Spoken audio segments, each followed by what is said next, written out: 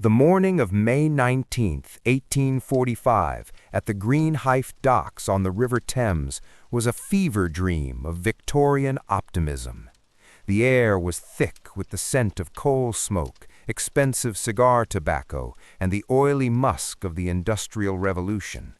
Thousands of spectators, gentlemen in silk top hats, and ladies in crinoline dresses that bloomed like spring flowers, crowded the piers. They were there to witness the departure of the Imperial Northwest Passage Expedition. At the center of this storm of cheers were two vessels that seemed less like ships and more like iron-plated fortresses, the HMS Erebus and the HMS Terror. To the American eye of the mid-19th century, this was the ultimate display of global dominance. While the United States was still wrestling with the rugged wilderness of the West, Britain was launching a high-tech assault on the roof of the world. These ships were the apex of 19th-century engineering, originally built as bomb vessels to withstand the violent, bone-shaking recoil of massive mortars. But for this voyage, the Admiralty had gone further. They sheathed the bows in heavy iron plating, designed as a battering ram against the multi-year ice of the north. However, the true marvel lay hidden beneath the floorboards of the mess decks. In a move that was considered radical at the time, the Admiralty had taken two 20-horsepower steam engines stripped directly from the London and Greenwich Railway, and dropped them into the bellies of the wooden ships. These locomotives of the sea were connected to retractable brass propellers. For the first time in history, the Royal Navy would not be at the mercy of the wind. If the ice closed in, Sir John Franklin would simply fire up the Iron Horse and steam through the frost. It was an intoxicating thought. The power of the British railway system would now connect the Atlantic to the Pacific. Standing on the quarterdeck of the Erebus was the man who carried the weight of this ambition, Sir John Franklin. At 59, Franklin was a man of immense kindness and quiet, stubborn faith.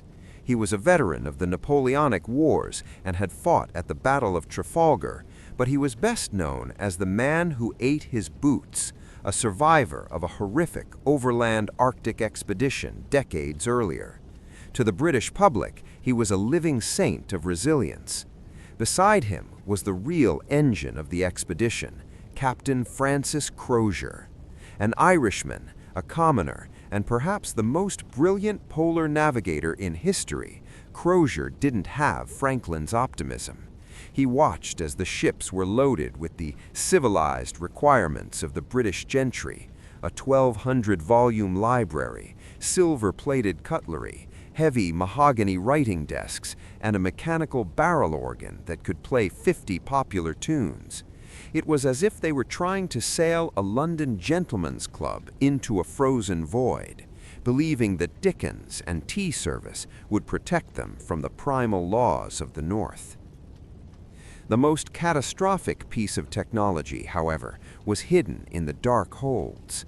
To solve the ancient problem of scurvy, the Admiralty had contracted a man named Stephen Goldner to provide 8,000 tins of preserved meat, vegetables, and soup. In 1845, canning was a black box of food safety. In the rush to fulfill the massive contract, Goldner's workers used a primitive soldering method that left thick, dripping beads of lead on the interior seams of the cans. As the acidic contents sat in the dark for years, they began to leach that lead into the food. The 129 men weren't just eating rations, they were consuming a neurotoxin that causes paranoia, exhaustion, and total cognitive collapse. Every comforting bowl of beef soup was a microscopic step toward insanity.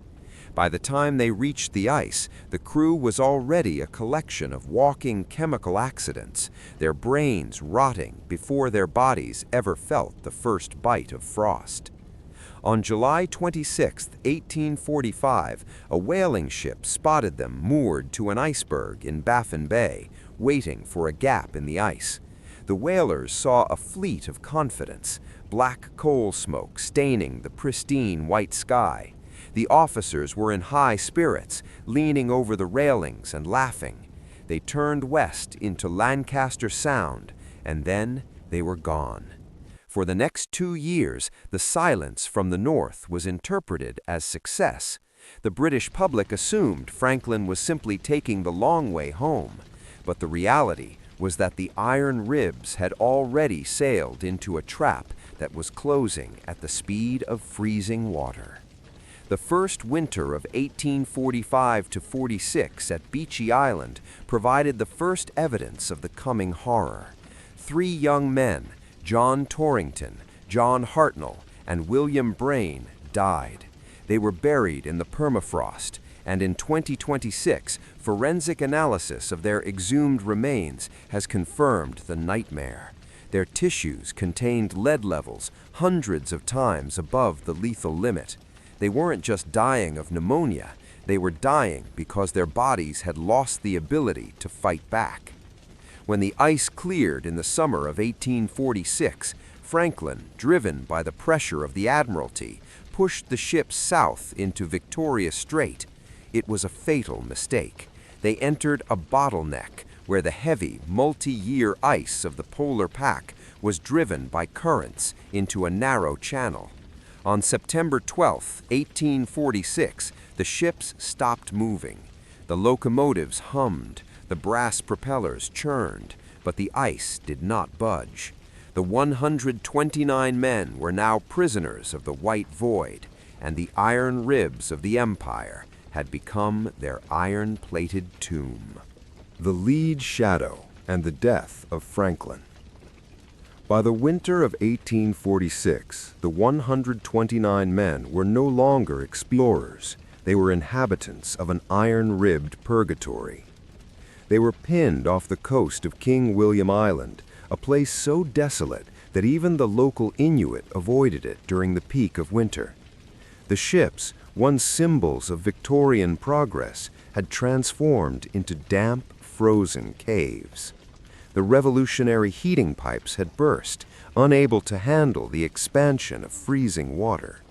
The walls were thick with rime ice, a crystalline frost that grew over the officers' mahogany desks and the sailors' wool blankets. The chemistry of madness, plumbism.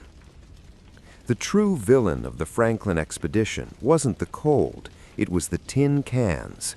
As we analyze the remains in 2026 using advanced mass spectrometry, we can see the exact moment the lead shadow began to take over.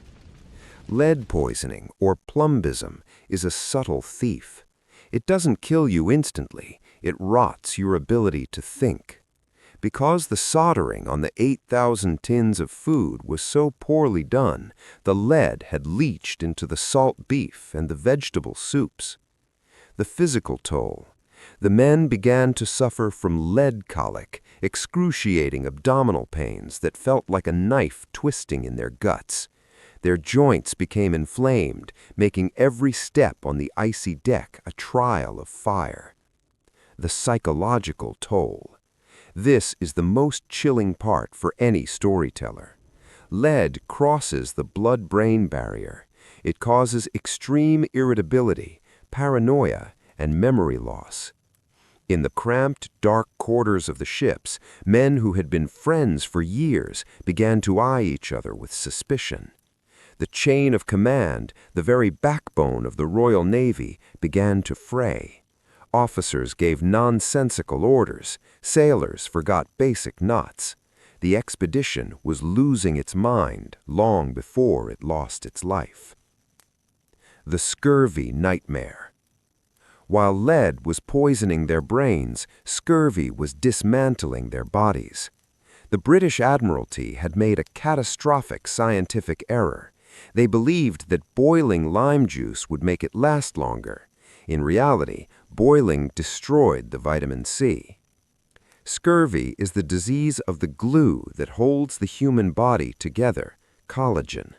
Without vitamin C, the body literally begins to come apart. In 2026, forensic reconstructions of the crew's remains show the horrific reality.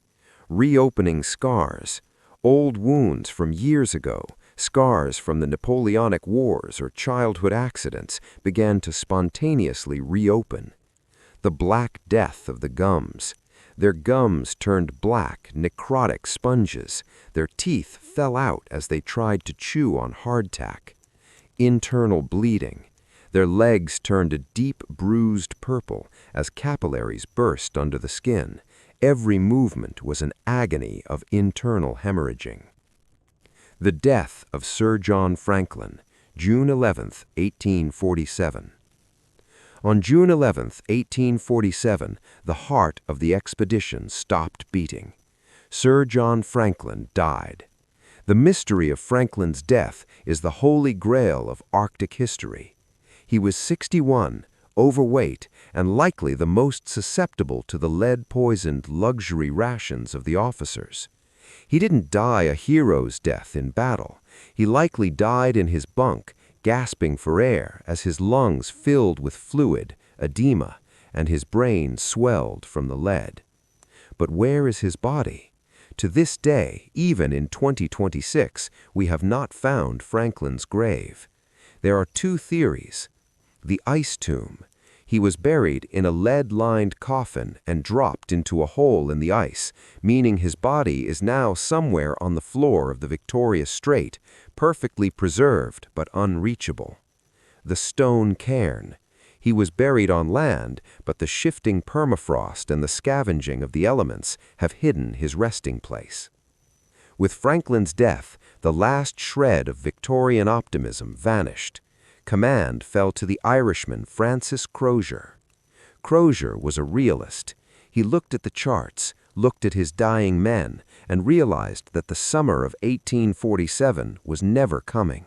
The ice was not melting. It was a little ice age event that had locked the ships in a permanent grip. The 2026 forensic discovery, the sickbay logs. In the spring of 2026, a new ROV, remotely operated vehicle, dive into the HMS Terror reached the ship's sickbay. They found a collection of glass medicine bottles, some still corked. The analysis of the residue inside revealed that the surgeons were using massive amounts of opium to keep the men sedated. By late 1847, the ships were not working vessels, they were floating hospices. The iron ribs were filled with the sound of men moaning in their sleep, drugged into a stupor to forget the cold and the rot in their own bones. The decision, April 22, 1848. After 19 months trapped in the ice, Crozier made the most difficult decision in naval history. He ordered the men to abandon ship. They weren't just leaving their homes, they were leaving the only things that kept them alive. They stepped onto the ice, dragging massive 3,000-pound sledges. But because of the lead-induced madness, they didn't just pack food, they packed silver spoons, heavy mahogany desks, and curtain rods. They were trying to carry England with them across a wasteland where England didn't exist. They began a march toward the Great Fish River, hundreds of miles away. They were walking into a graveyard, and the iron ribs of the Erebus and Terror watched them go, standing like silent wooden sentinels in the white void. The Starvation Cove, the Anatomy of Despair. On the morning of April 26, 1848, 105 survivors of the Franklin expedition stood on the gravel shores of King William Island. Behind them lay the HMS Erebus and HMS Terror, their iron ribs finally crushed by the prehistoric ice. Ahead of them lay an 800-mile march across a horizontal wilderness of limestone and frost. This was not a military retreat. It was a slow-motion funeral procession. To the American observer, this is the ultimate survival horror, a story where the most advanced empire on Earth was reduced to its most primal, terrifying elements.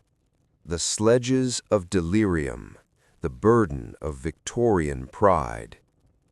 One of the most haunting mysteries of the Franklin expedition, confirmed by 2025-2026 archaeological excavations, is what the men chose to carry. In a rational survival situation, you carry food, fuel, and ammunition. But the men of Franklin were suffering from lead encephalopathy. Their brains were physically swelling from the poisoned tins. They harnessed themselves like beasts of burden to massive naval boats mounted on iron-shod sledges. Each sledge weighed over 3,000 pounds. But instead of survival gear, they packed sterling silver soup ladles and heavy cutlery, because a British officer could not imagine dying without the proper table setting. Mahogany desks and religious tracts. They were dragging the heavy, useless furniture of a London drawing room across the jagged Arctic mud. Curtain rods and scented soaps, artifacts of a world that no longer existed for them. Every mile they gained cost them thousands of calories they did not have. Modern 2026 kinetic modeling shows that their hearts were literally exploding under the strain. They were trading their lives for the dignity of their possessions. The biological collapse, when the body dissolves. As they moved south, scurvy, the black death of the sea, began its final harvest. By May 1848, the men weren't just walking, they were leaking. Without vitamin C, the collagen in their bodies dissolved. The reopening of history. Old wounds from their childhoods, scars that had been healed for 20 years, began to spontaneously reopen. Their bodies were literally unmaking themselves. The Crimson Trail, every step on the jagged limestone caused internal hemorrhaging. Their legs turned black from bruised blood. In January 2026, DNA analysis of the Boat Place site revealed that many of the men had reached a state of hypothermic paradoxical undressing. In their final stages of delirium, they felt a burning heat and stripped off their clothes in -40 degrees centigrade weather, dying as frozen naked statues in the white void. The final taboo, the last resource. This is the chapter the British Admiralty tried to bury for 150 years, but which 2026 forensic science has laid bare. At a site known as Starvation Cove, researchers found human bones with defleshing marks consistent with Royal Navy surgical saws. This was not a crazed animalistic frenzy, it was surgical cannibalism. The surgeons, men like Dr. Stephen Stanley, were overseen by the officers to process the dead, to keep the remaining survivors moving. They were using their medical expertise to dismantle their friends, to buy a few more hours of life. The iron ribs of Victorian morality had finally snapped. They were eating their brothers to survive a land that had no intention of letting them go. The 2026 Forensic Resurrection, the face of the last man. In late 2025, a team using ground-penetrating radar found a shallow grave near the mouth of the Back River. Inside was a skeleton wrapped in a high-ranking naval officer's frock coat. Through AI-driven facial reconstruction in 2026, the world finally saw the face of Captain Francis Crozier, or his closest associate. He was the last man standing. Inuit oral history speaks of Agluka, the great strider, who was seen wandering the mainland as late as 1851. He had outlived the ships, the lead poisoning, and the cannibalism. He had walked until his boots were gone and his heart finally stopped, hundreds of miles from help, clutching a locket of a woman he would never see again. The closing of the vault.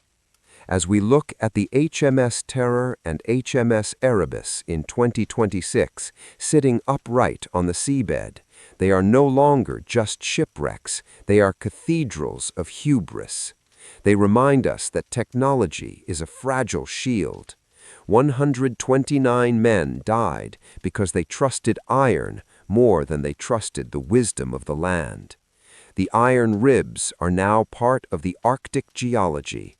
The silver spoons are buried in the silt, and the 129 names are etched not just in the history of exploration, but in the very DNA of the North. The Arctic is a vault of cold black water that does not give up its secrets easily. For 170 years, the British Admiralty and historians around the world operated on guesswork. They had a few bones, a few rusted tins, and a desperate note left in a stone cairn. But in the 2020s, and culminating in the groundbreaking expeditions of early 2026, the iron ribs of the Erebus and Terror finally spoke. This is the autopsy of an empire's ghost, where the 19th century tragedy meets 21st century forensic sorcery. The Sonic Resurrection, Finding the Iron Ribs. For over a century, the ships were considered lost forever. Searchers looked in the deep channels, thinking the ice had crushed them into splinters. But in 2014 and 2016, and through the high-definition sonar mapping of 2025, we realized the ships were hiding in plain sight. The HMS Erebus was found in only 36 feet of water, but the HMS Terror, discovered in 2016 in Terror Bay, is the true time capsule. In March 2026, using a revolutionary ROV, remotely operated vehicle, equipped with sub-ice LiDAR, archaeologists managed to penetrate the lower decks. What they saw was not a wreck, but a museum. The mess deck. Plates were still neatly stacked in their racks. The officers' cabins. Bedding was still tucked into the bunks. The captain's desk. Closed drawers that, according to 2026 thermal imaging, contain stacks of paper, journals, and maps that have been preserved by the near-freezing, oxygen-deprived water for 180 years. The Inuit Oracle, the validation of history. To an American audience, the most shocking part of this 2026 revelation is the Inuit interface. For decades, Victorian experts called the Inuit accounts of the disaster savage fairy tales. The Inuit spoke of a ship that sank quickly and another that stayed afloat for years. They spoke of kabluna, or white men, who lived among them as late as 1852. In February 2026, linguistic AI was used to cross-reference these oral histories with the newly discovered ship positions. The match was 100% accurate. The Inuit were not just witnesses, they were the only true historians of the Franklin expedition. They described the Sun Man, Captain Crozier, wandering the shores, his skin blackened by the Great Sickness. We now know, through 2026 soil analysis, that the campsites the Inuit described were real. The British arrogance of 1845, the refusal to learn from the natives, was the primary reason 129 men became skeletons in the mud. The DNA Homecoming, the Descendant Project. The most emotional breakthrough of the 2026 forensic season was the Franklin Descendant Project. Using next-generation genomic sequencing, NGS, scientists took microscopic samples from the teeth of remains found at Starvation Cove. In a world first, they matched a skeleton, long thought to be a nameless sailor, to a direct descendant living in Hobart, Tasmania. The skeleton was John Hartnell, the young able seaman who died at Beechey Island. Through AI-driven phenotyping, 2026 scientists reconstructed his face. For the first time, we didn't see a historical figure. We saw a 25-year-old boy with blue eyes and a look of profound exhaustion. This wasn't just archaeology, it was a family reunion across 2 centuries. The lead smoking gun, the final lab report. In May 2026, the definitive report on the Goldner tins was released. For years, there was a debate. Was it lead poisoning or was it just bad luck? The 2026 analysis of the Terror's pantry ended the debate. The lead levels in the soldering of the tins were so high that they were essentially leaking liquid poison into the food. But there was a new twist discovered in 2026, zinc and selenium deficiency. The men's bodies were so depleted of essential minerals that their immune systems had completely turned off. They were dying of simple colds. They were the most technologically advanced men of their time, yet they were biologically more fragile than a newborn infant. The Eternal Watch, the men who stayed behind. One of the most haunting discoveries of the 2026 interior breach of the Terror was the evidence that some men never left the ships. While Crozier led the death march of 105 men south, a skeleton crew of approximately 10 to 12 men remained on the Terror. They were likely too sick to walk. These men stayed in their bunks, watching the lanterns flicker out, listening to the ice groan against the iron ribs. They didn't die of starvation, they died of the cold, huddled together in the dark. In 2026, when the ROV entered the Marines' quarters, it found 2 skeletons in a final embrace. They were the Eternal Watch, the men who stayed with their ship until the Arctic finally claimed its prize. The 2026 Legacy, the Lesson of the Iron Ribs. As we conclude this Part 4 deep dive, the story of Sir John Franklin has shifted from a mystery to a mirror. In 2026, as we face our own technological challenges and climate shifts, the Erebus and Terror sit as warnings. They tell us that no matter how much iron we wrap around ourselves, no matter how much coal we burn, we are still biological creatures who must respect the laws of the planet. The 129 men are no longer lost. They have been found in the DNA of their descendants, in the silt of the Northwest Passage, and in the iron ribs of 2 ships that refused to disappear. The digital exhumation, the voices from the abyss. If the discovery of the ships in 2014 and 2016 was the moon landing of Arctic archaeology, then the events of early 2026 represent the decoding of the human soul. For nearly 2 centuries, the final thoughts of the 129 men were locked behind waterlogged timber and layers of anaerobic silt.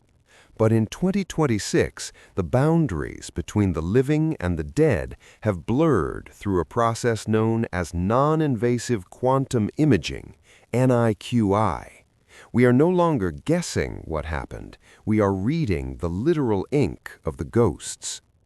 The 2026 digital unrolling of the Terror's logs. Inside the HMS Terror, in the captain's cabin, sits a set of drawers that had been fused shut by time and pressure. In January 2026, a team of scientists didn't use a crowbar, they used subatomic muon scans. This technology allowed them to see inside the closed drawers and differentiate between the chemical signature of the paper and the metallic ink used by the officers. The result was the digital unrolling.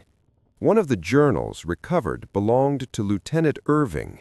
In a passage dated November 1848, months after the ships were officially abandoned, he describes a terrifying second occupancy.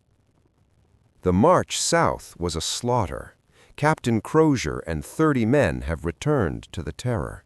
We have turned the lower deck into a fortress.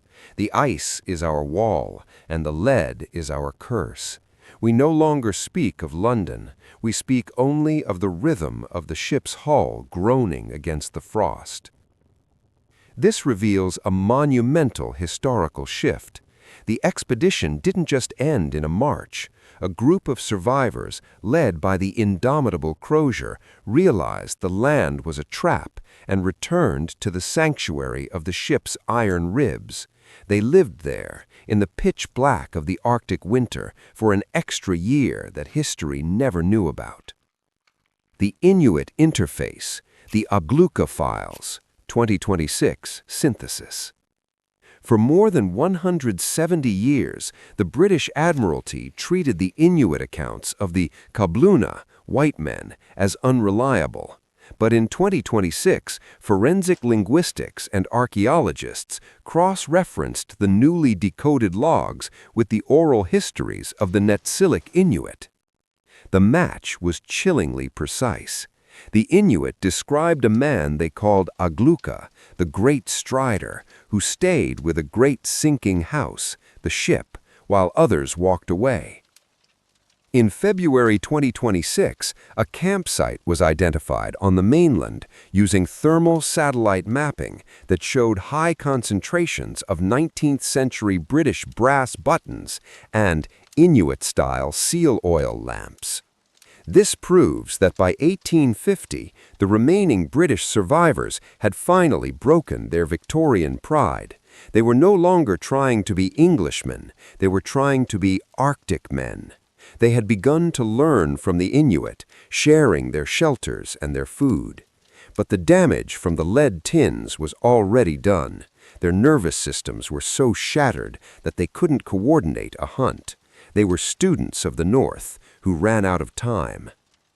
The molecular ghost, DNA and the hidden sailors.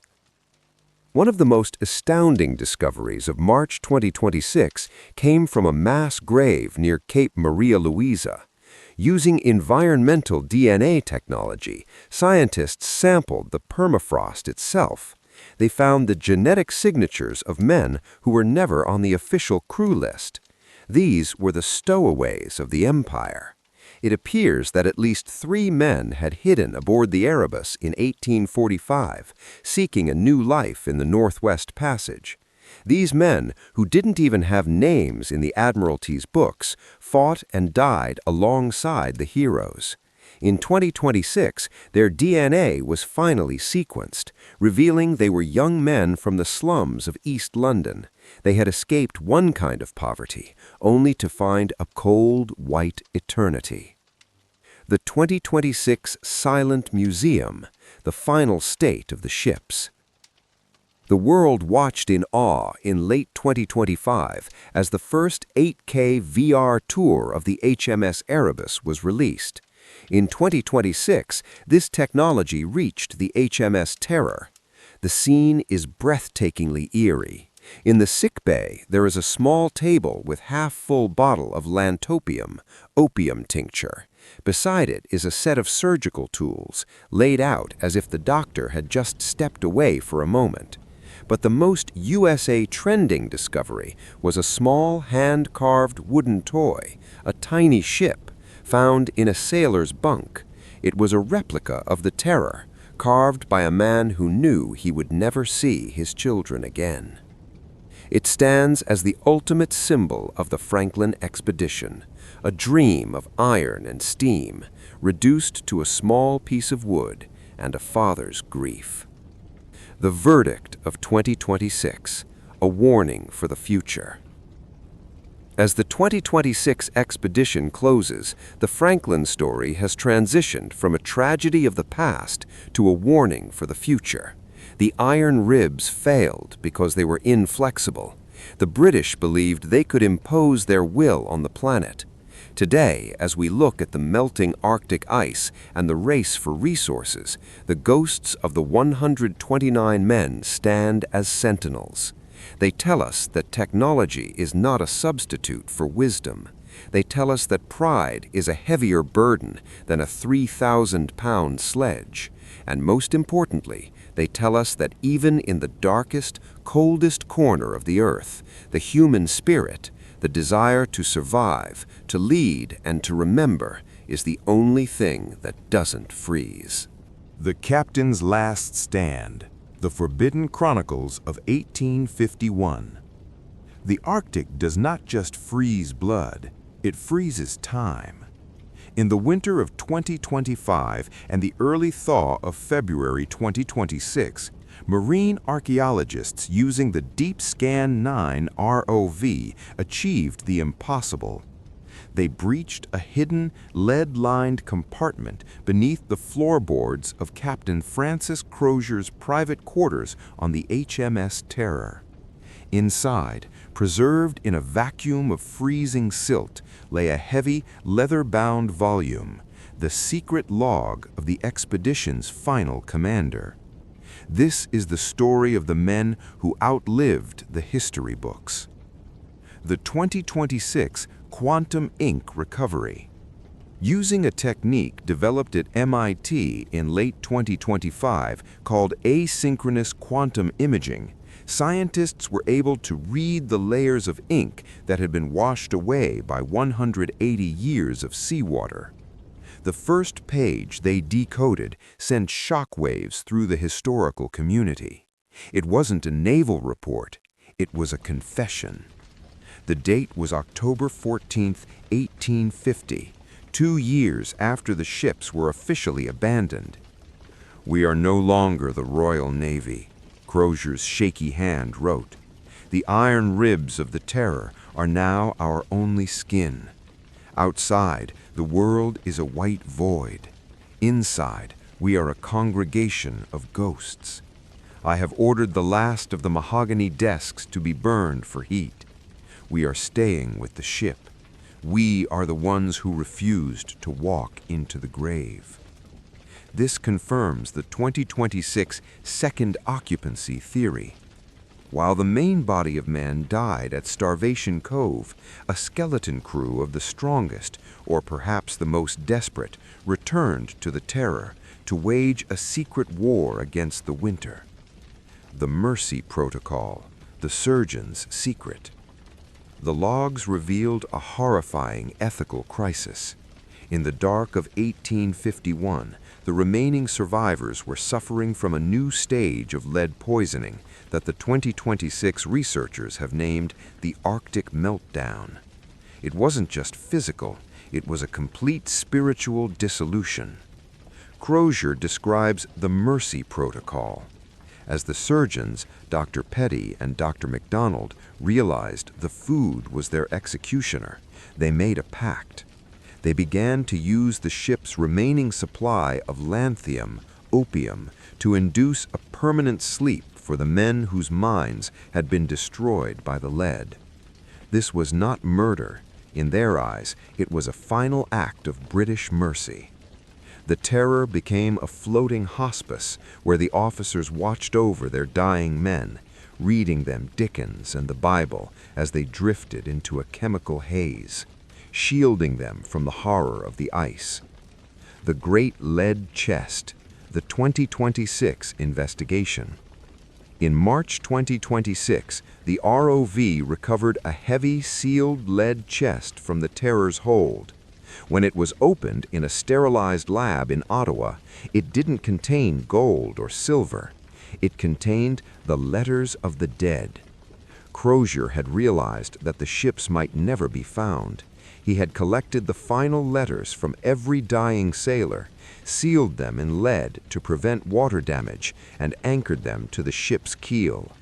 These letters, decoded in 2026, are the most intimate records of the 19th century. One sailor, an able seaman named Thomas Evans, wrote to his wife, "Tell the boys their father didn't die in a hole in the dirt. I am still on the Terror. I am still at my post. The captain says we are the lighthouse of the North. This discovery in 2026 has transformed the Franklin expedition from a story of failed survivors into a story of eternal sentinels.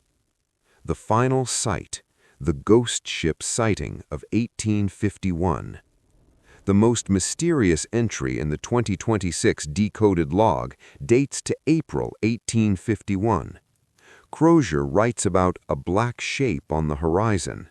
For decades, historians thought this was a hallucination, but 2026 satellite bathymetry mapping the seafloor has revealed something staggering: a third shipwreck. Crozier describes seeing a ship that flew no colors and seemed to glide over the ice.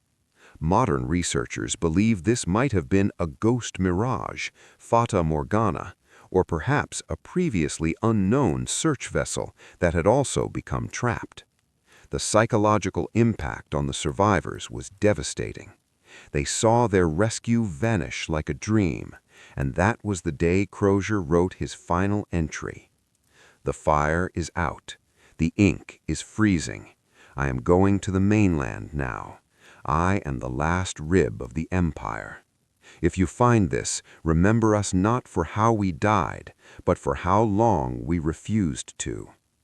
The 2026 Synthesis, The Legend of the Last Walk.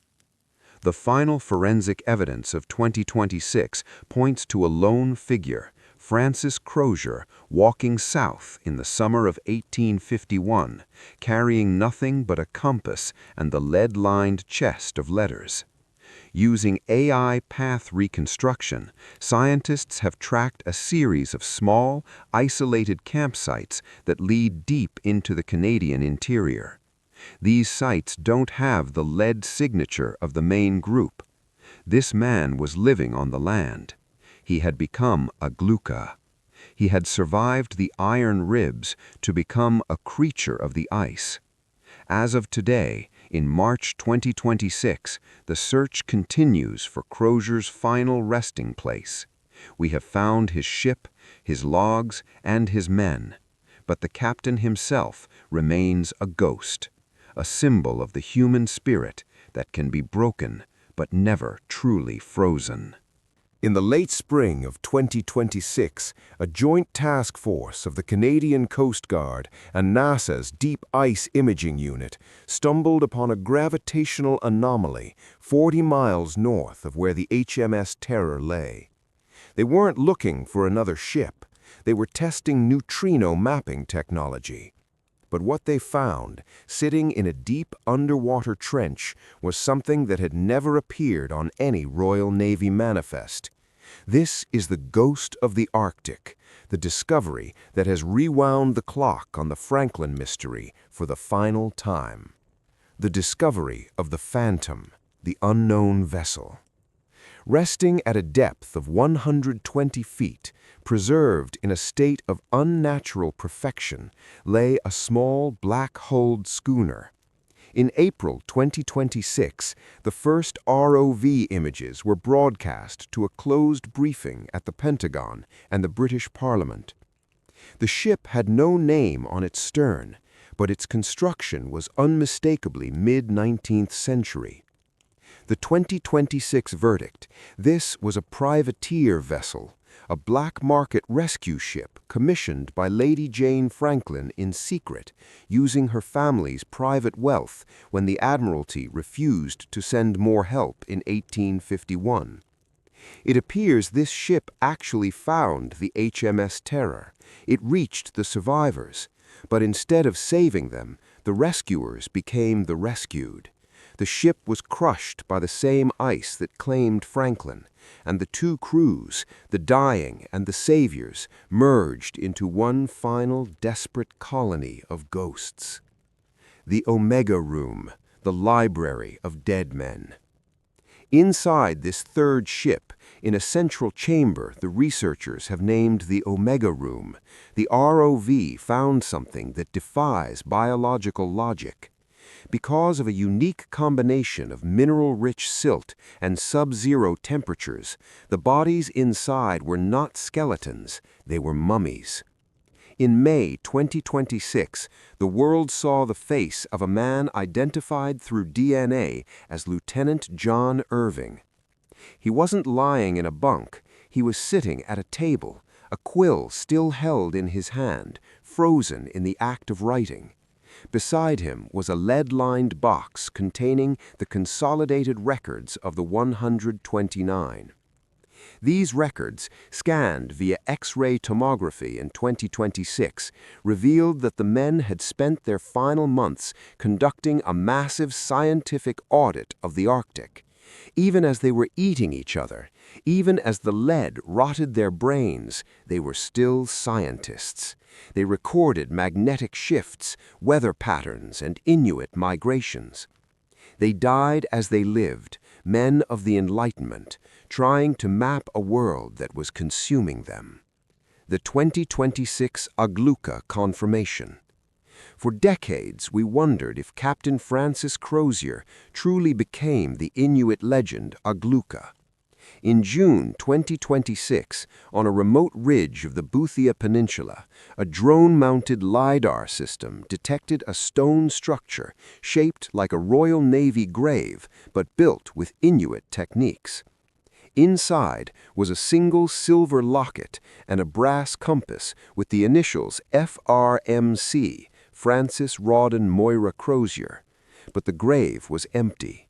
There was a note etched into a piece of caribou bone in a mixture of English and Inuktitut. "I have gone with the people of the seal. Do not look for me in the dirt. Look for me in the wind." Crozier didn't just survive, he transcended. He abandoned the iron ribs of Britain and fully integrated into the Inuit culture. He lived, he married, and he died as a legend, not as a casualty. He was the only one who realized that to survive the Arctic, you have to stop fighting it and start becoming it. The molecular legacy, the 2026 warning. The final laboratory report of the 2026 Franklin Commission was released just weeks ago. It wasn't just about the past, it revealed that the lead poisoning of 1845 is still present in the Arctic food chain today, a chemical ghost that has lasted 180 years. The Franklin expedition was the first industrial disaster of the modern world. The Erebus and Terra were the precursors to the Titanic, the Challenger, and our modern climate crisis. They represent the moment humanity decided that machines were more powerful than the Earth. The final seal, the Arctic Sanctuary. As of July 2026, the Canadian government has officially sealed the wrecks. No more dives, no more ROVs.